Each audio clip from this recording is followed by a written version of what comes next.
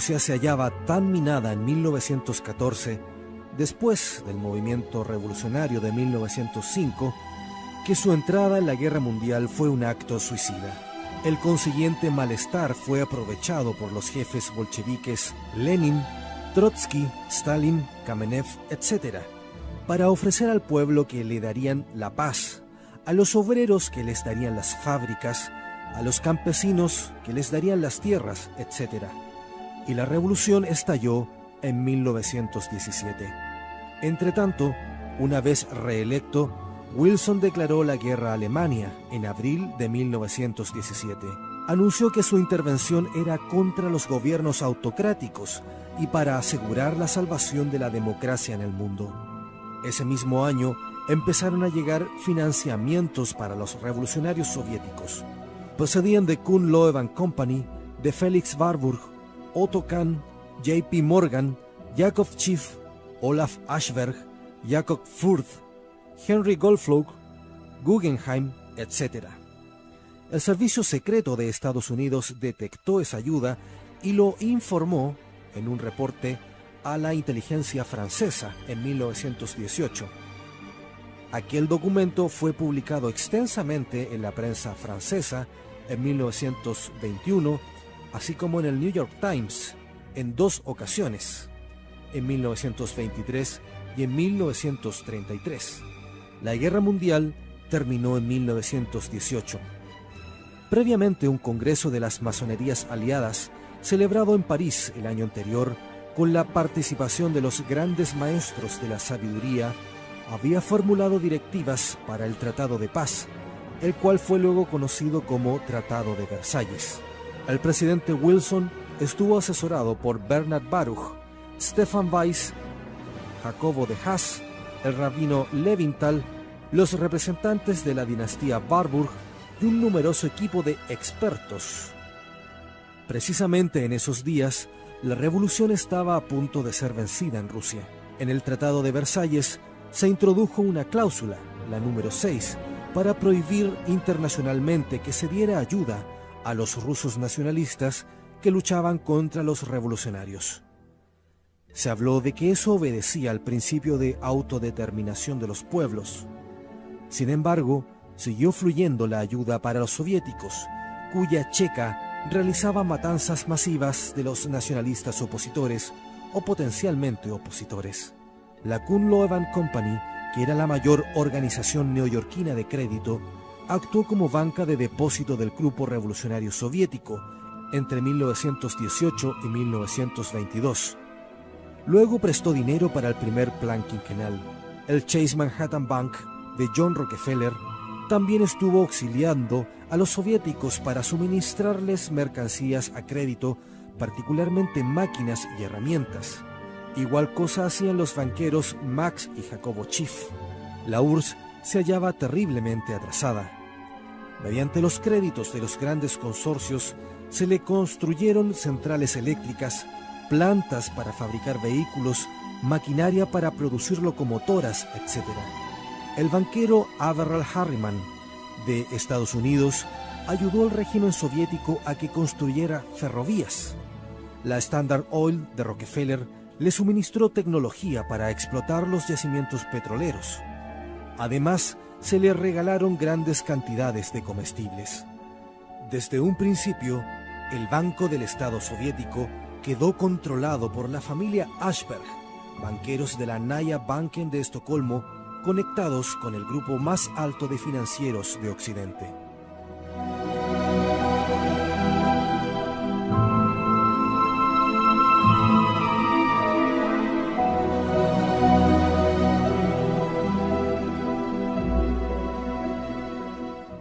En cuanto a la ayuda financiera, la tiranía soviética no pagó la mayor parte.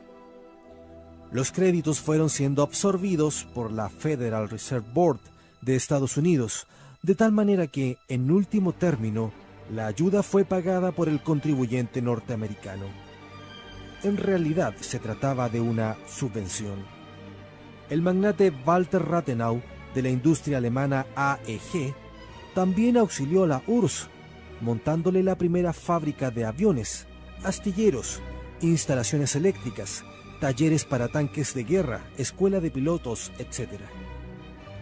En resumen, los teorizantes comunistas del siglo pasado, Marx, Engels, Heine, etc., fueron patrocinados por los Rothschild. Más tarde, en 1917, los revolucionarios Lenin, Trotsky, Stalin, Kamenev, etc., fueron ayudados por otros magnates de Estados Unidos y Europa. Y a continuación, desde 1920 en adelante, esa ayuda continuó ininterrumpidamente.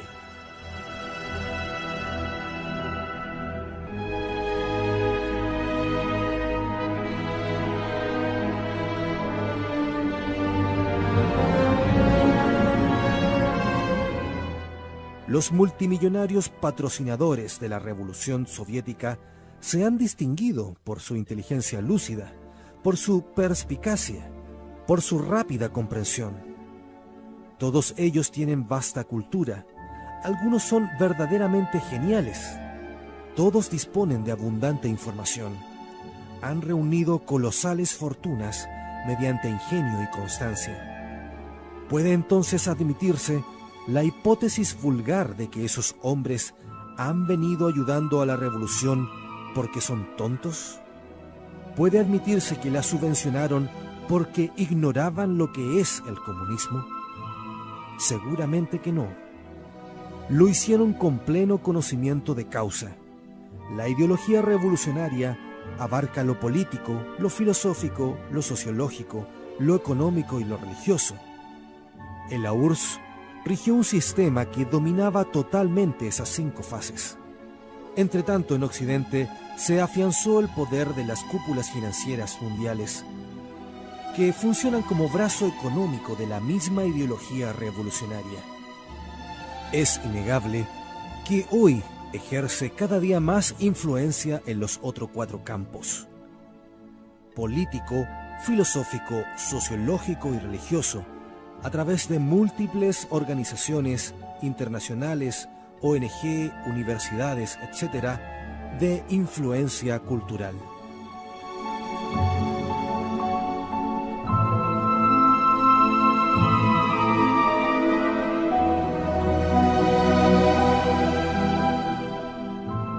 En enero de 1925, el gobierno británico reconocía de jure al soviético. Francia seguiría pocos meses después. En 1926 se firmaba el acuerdo Rockefeller-Stalin, que aseguraba a la Unión Soviética la financiación y el desarrollo de sus recursos petrolíferos. En 1933, el presidente Roosevelt reconocía a la Unión Soviética. El inevitable William C. Bullitt, primer embajador norteamericano en el Kremlin, era pomposamente recibido por Stalin. Una oleada de millones de dólares, libras, francos y marcos cayó sobre la Rusia bolchevizada. Centenares de técnicos de los países capitalistas contribuyeron al desarrollo y renovación de la industria rusa. Averell Harriman dirigía una concesión de manganeso en el Cáucaso. Robert Blum, hijo del futuro primer ministro de Francia, Léon Blum Karfülkenstein, era gerente de una filial de la poderosa industria Bayler que fabricaba los motores de aviación Júpiter para el gobierno soviético. Walter Rathenau y su correligionario Heinemann hacían empréstito tras empréstito a la Unión Soviética, mientras en su patria, Alemania, 6 millones de obreros permanecían en paro forzoso y las empresas privadas quebraban a millares. En París, los banqueros Ashberg y Kagan, alias Kaganovich, asociado gerente de la poderosa banca Seligman y compañía, facilitaban a través de sus numerosas relaciones e influencias la colocación de los empréstitos soviéticos en Francia. En 1935, un grupo de magnates de la industria y de la finanza francesas se desplazaba a Moscú para ampliar las relaciones comerciales con la Unión Soviética.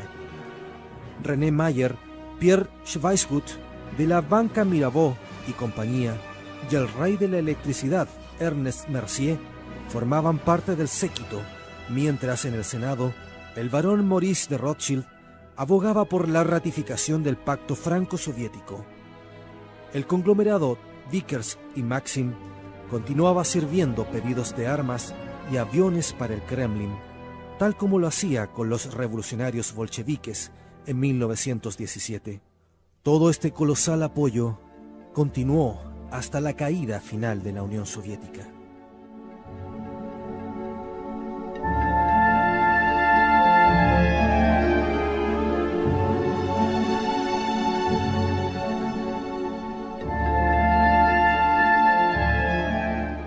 Todo lo hasta ahora dicho de la estrecha relación entre el comunismo, desde sus orígenes, irrupción y consolidación, y la alta finanza, no fueron más que pinceladas en el cuadro de lo que fue la cínica alianza entre el capitalismo financiero occidental y el comunismo. Dos sistemas falsamente opuestos, en realidad complementarios y obedientes a un mando común. Y así, mientras Stalin recibía fastuosamente en Moscú a Félix Warburg, un líder de Wall Street, poderoso representante de la Kuhn Loeb & Company y mentor de la Reserva Federal, una insidiosa campaña mundial de prensa, hecha de relatos objetivos y realistas, mantuvo psicológicamente al mundo civilizado para que aceptara la persistencia del régimen asesino de la Unión Soviética y todos sus émulos en el mundo, como algo perfectamente normal y conforme a la naturaleza de las cosas, incluso rodeándola de un cierto romanticismo juvenil revolucionario. ¿Cuál es la moral que detenta a un comunista cuando denuncia las injusticias del capitalismo, siendo su propia ideología y su irrupción histórica fruto en gran parte del mismo sistema de poder que dice combatir? Es decir, el comunismo no solo ofrece una historia abyectamente criminal, sino más aún se manifiesta como el sistema de dominación elegido por la élite anticristiana, masónica y mundialista durante todo el siglo XX y con rebrotes en el XXI.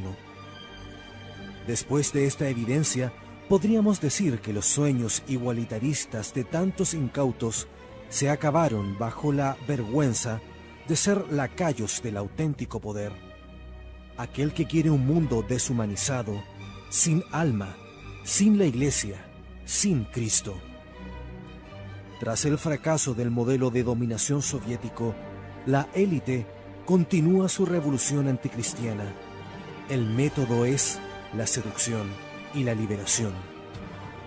Es el neomarxismo deconstruccionista que envenena nuestras almas y secuestra nuestra razón.